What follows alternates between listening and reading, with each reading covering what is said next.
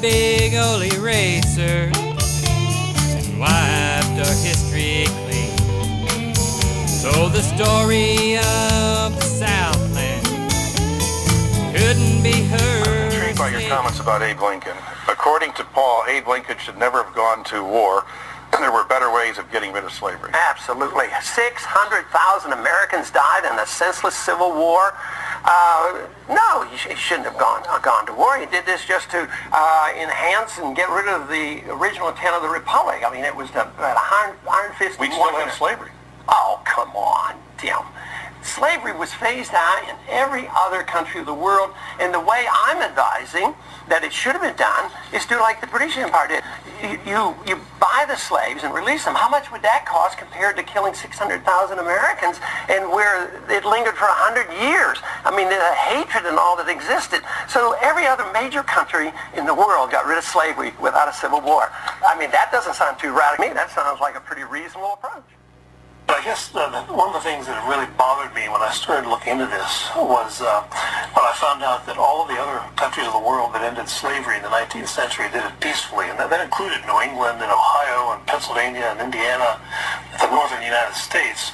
And as an economist, I started thinking, well, why was this not an alternative for America? Why was it only in America where there was a war attached to the ending of slavery?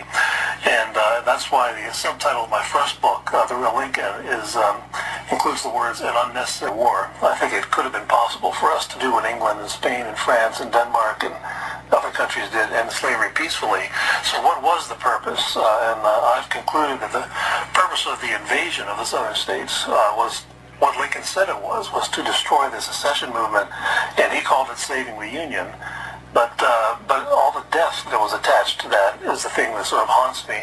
That was it really necessary for some 650,000 Americans to have died? And if you standardize that to today's population, which is 10 times higher than it was in 1860, you're talking the equivalent of 5 or 6 million people dying. Standardizing for a much larger society than we have today. And so that is what really hit me hard of why all that death was necessary just to save the Union. And on top of that, I argue that the Union wasn't saved because the Union was voluntary. The Union of the Founders was voluntary, and it was no longer voluntary after 1865. But a few of us got together, ran some flags up on some poles. And before you go dismissing us, I think there's something you should know. Confronts me and tells me politely if I would take my flag off my truck, and I said, no, I will not. I'm a firm believer, it's not about win or lose, it's about right or wrong, and it's definitely wrong. He says none of his co-workers have said they dislike the flag. In fact, he says most people support him, and he plans to keep on flying it. You willing to let it cost you your job? Yes. Or you? Yeah, well, I'm stand by my guns. Or your flag? Still flying. St. Andrew's cross can still be seen. You're asking me what is SLM News? Southern Liberation Media News, SLMN, is a pro-South, pro-liberty media effort to enlighten and challenge our people, and restore pride in our culture, and to prepare Southern folks for the struggle at hand of our own self-determination.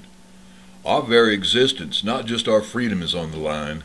SLM News stands with the people of Dixie and is firmly committed to the liberation of our people from federal control and the reestablishment and the restoration of an independent Southern homeland in one or all our native states. SLM News is a growing voice in the pro-South movement. We have produced hundreds of videos and have a daily blog, streaming video channel, and lots more to offer. These videos have been viewed hundreds of thousands of times. Our long-term goals extend far beyond these preliminary efforts as we assist and inspire Southerners in their revolutionary struggle today. And with y'all's help, we can go far. St. Andrew's cross is still flying. St.